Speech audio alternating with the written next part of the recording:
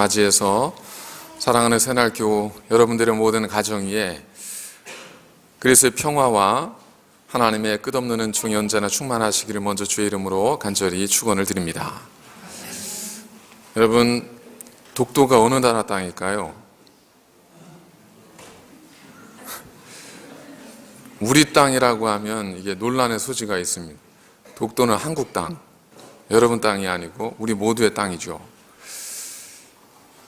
근데 왜 독도가 우리 땅일까요?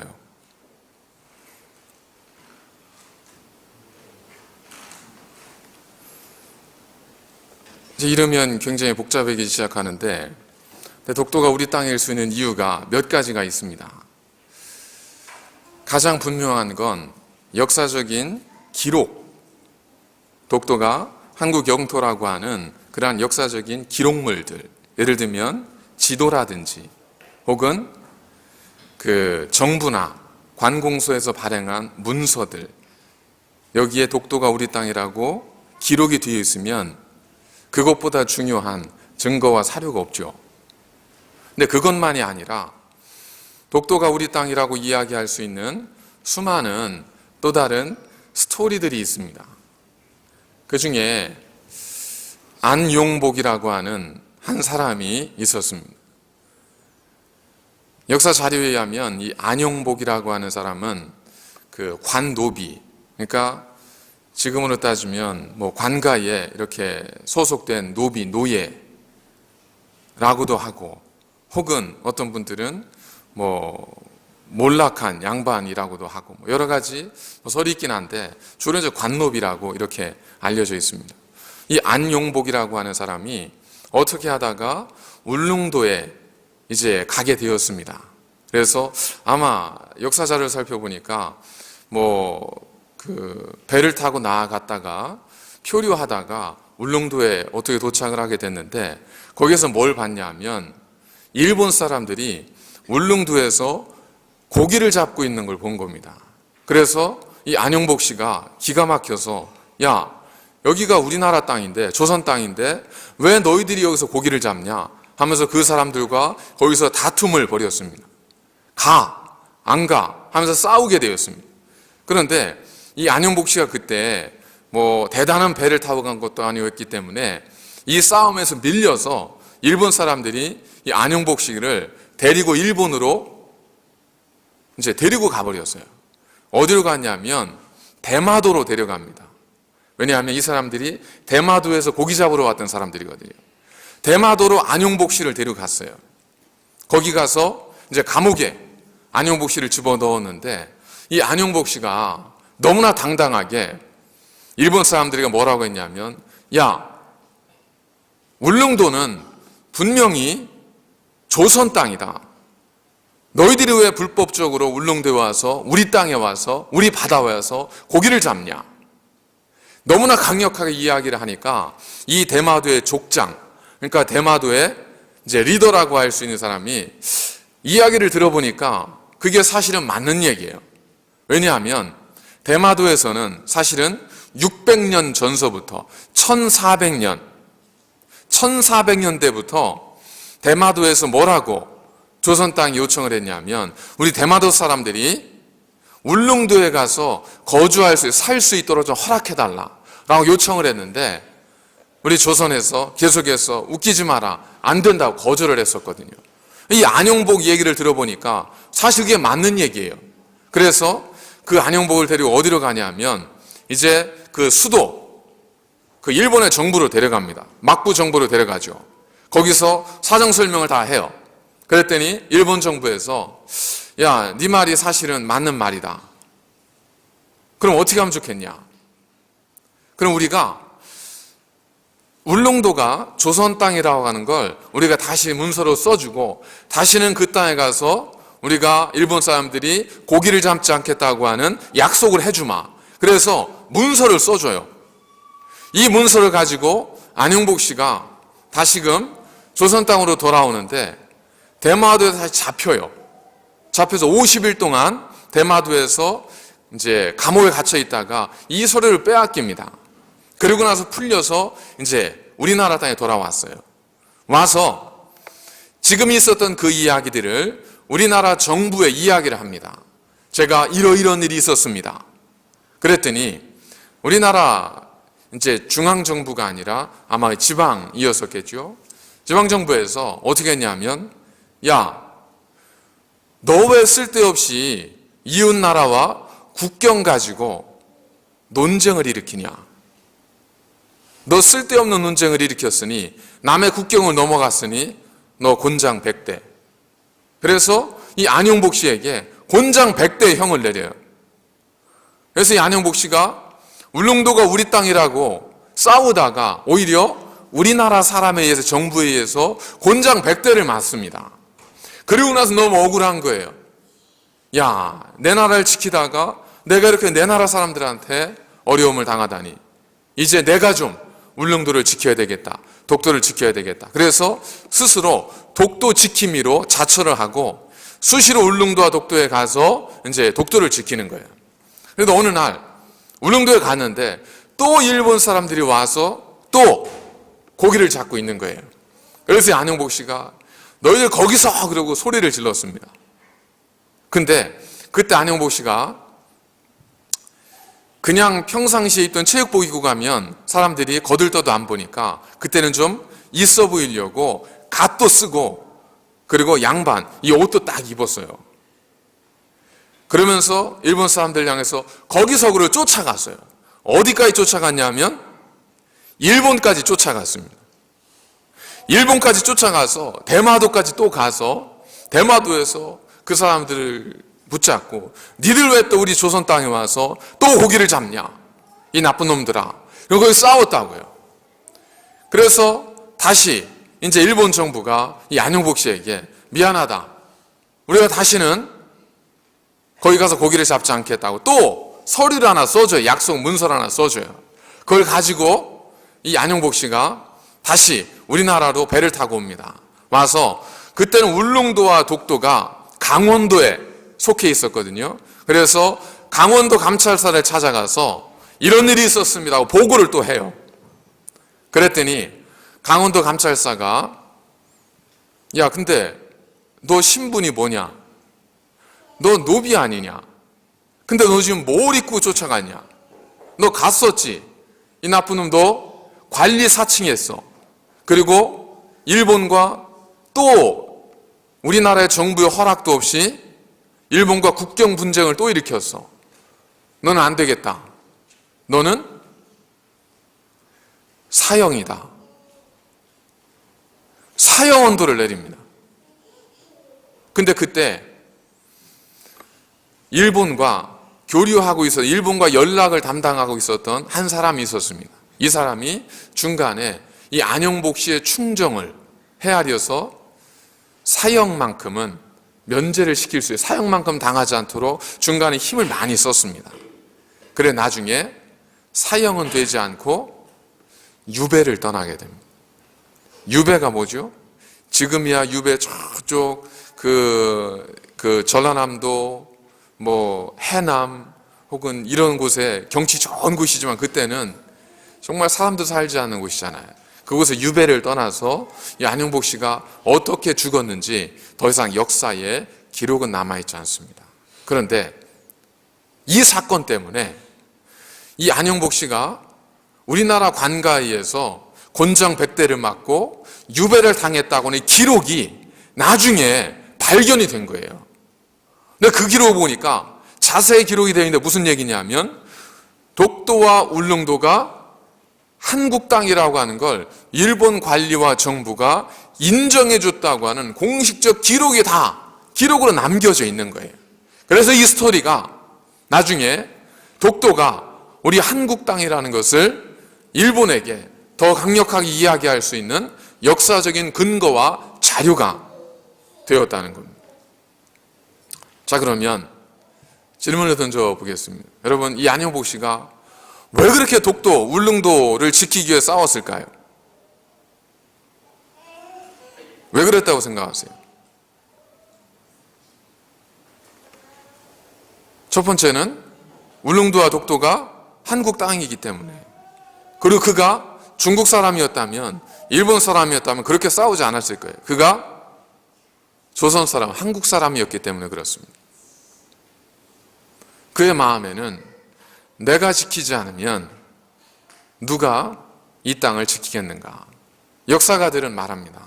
만일 이 안용복 씨가 그렇게 일본과 홀로 싸우지 않았더라면 대마도의 사람들이 슬금슬금 울릉도와 독도에 건너와서 그들이 아무도 모르게 거주하기 시작했을 것이고, 그러면 어느 순간 울릉도와 독도는 어느새 일본 땅이 되었을 겁니다. 역사가들은 그렇게 이야기를 합니다. 그는 정부로부터 인정받은 사람도 아니었습니다. 그거 하면서 돈 받는 사람도 아니었습니다. 그냥 그곳은 조선 땅이기 때문에, 나는 조선 사람이기 때문에 그가 최선을 다해서 자기가 할 수 있는 만큼 지킨 거죠. 저는 이 이야기가 2017년 성탄을 맞이하는 우리들에게 준 의미가 분명히 있다고 생각을 합니다. 성탄은 사실은 예수님을 믿지 않는 분들에게는 그냥 헐리데이예요. 그분들에게 성탄은 덕분에 하루 쉬는 날입니다. 그러나 우리 그리스도인들에게 성탄은 이 땅에 우리를 구원하기 위해서 아기 예수님이 찾아오신 날입니다. 조금 더 신학적으로 얘기하면 말씀이 육신이 되어, 좀 더 어려운 얘기를 하면 신이 인간의 모습으로 이 땅에 찾아오신 날입니다. 영어로는 incarnation, 성육신, 거룩한 하나님이 기꺼이 인간이 되셔서 이 땅에 찾아오신 날입니다. 왜 그러셨을까? 물론 신약에도 그 말씀 의미가 남겨 있지만 오늘 구약의 말씀을 통해서 보면 하나님께서 아브라함을 향해서 이렇게 말씀하셨습니다. 너는 내가 지시할 땅으로 가라. 그 약속을 이어받았던 이삭이 또 하나님 앞에서 음성을 듣습니다. 이삭아, 애굽으로 가지 말고 내가 내게 지시할 땅으로 가서 그 땅을 지켜라. 그러면 내가 내게 복을 주고 내 자손에게 이 모든 땅을 줄 것이다. 내 자손은 하늘의 별처럼 많아질 것이고 내 자손들은 이 모든 땅을 갖게 될 것이며 내 자손들로 인하여 천하만민이 복을 얻을 것이다. 요약을 하면 하나님께서는 이삭에게 너는 내가 지시할 땅으로 가라. 내가 너와 함께 있어. 이게 뭐죠? 하나님 우리와 함께 계신다가 뭐죠? 임마누엘. 임마누엘이에요. 그게 임마누엘입니다. 보라, 처녀가 잉태하여 아들을 낳으리니 그 이름을 임마누엘이라 하리라. 임마누엘은 하나님께서 우리와 함께 계시다는 의미입니다. 그 하나님께서 우리와 함께 계실 때에 우리에게 어떤 일이 벌어지는가? 말씀드린 것처럼 첫 번째, 하나님께서 우리와 함께 있음을 통해서 하나님께서 우리에게 복을 주십니다. 그리고 우리 자녀에게 복을 주십니다. 그래서 성탄은 우리 모두에게는 하나님의 복이 임하는 정말 기쁘고 감격스러운 날입니다. 두 번째, 내가 네 자손에게 이 모든 땅을 주어 그들로 누리게 할 것이고 또 내 자손으로 인하여 천하만민이 복을 얻게 될 것이다. 성탄은 나만 복받는 날이 아니라 나로 인하여 하나님과 동행하는, 하나님과 함께하는 임마누엘의 하나님을 통해서 우리를 통하여 천하만민이 하나님의 복을 누리고 얻는 날, 그날입니다. 소기의 목적은 달성했습니다. 저희들 때문에 세상 모든 사람들이 일단 오늘을 헐리데이로 선물을 받았잖아요. 그죠? 여러분은 전혀 의도하지 않았지만 우리의 믿음과 신앙으로 인해서 세상의 모든 사람들이 25일, 26일 성탄을 축하하면서 그들은 믿지도 않는 예수님 때문에 그들은 좋은 휴가를 갔습니다. 근데 문제는 뭐냐면 그들에게는 휴가지만 그리스도인들에게 오늘은 하나님이 인간이 되어 우리에게 찾아오신 날입니다. 우리에게 복을 주시고 우리를 통해서 다른 많은 사람들의 복을 주시기 위해서 우리에게 찾아오신 날이에요. 그래서 우리는 그 날을 잊지 않고 지켜야 한다는 겁니다. 우리가 그 의미를 지키고 우리가 그 뜻을 지키지 않으면 누가 성탄의 의미를 기억하고 지키겠습니까?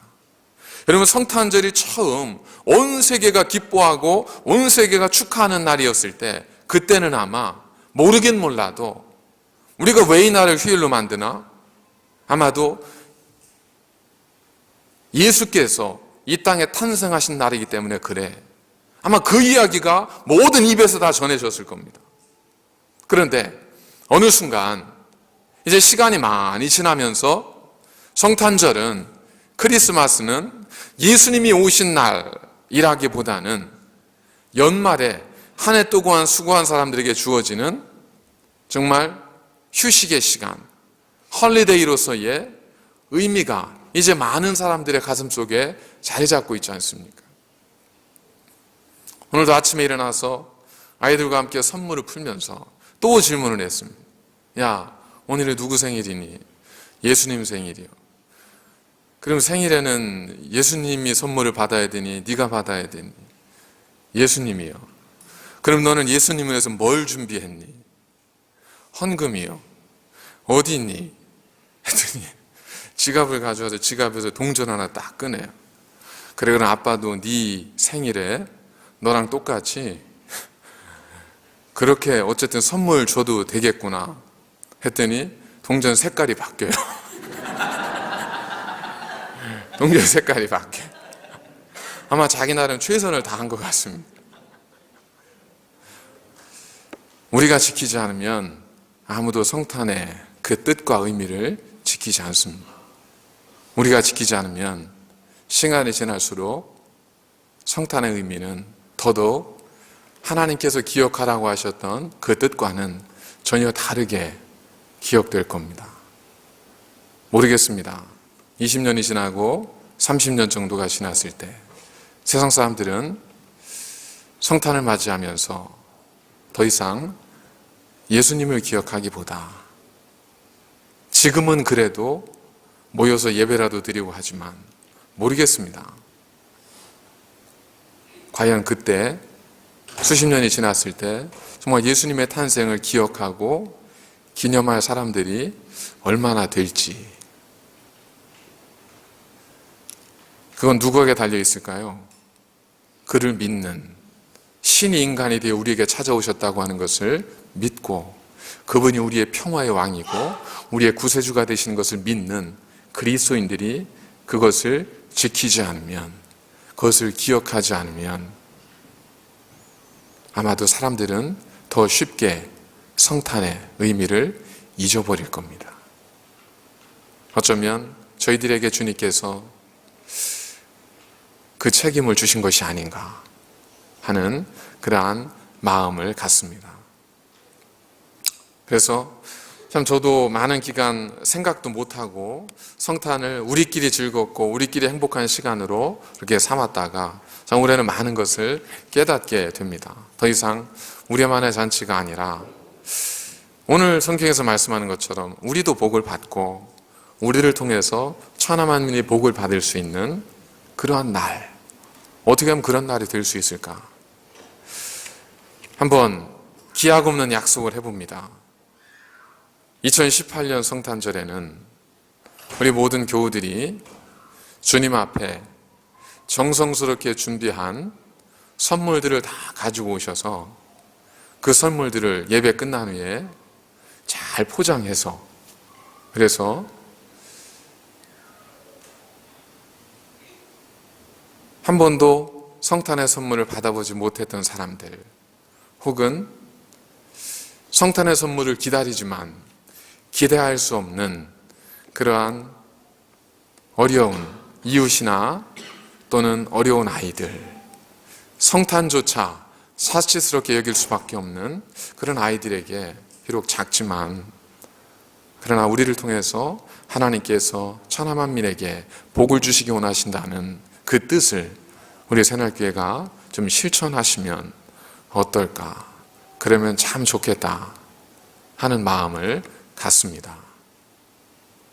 우리만이 아니라 우리를 통해서 천하 만민의 복을 얻을 수 있는 그러한 날이 될 수 있도록 여러분 만나는 모든 분들을 진심으로 축복해 주시고 그들에게 그리스도의 평화를 나누어 주십시오.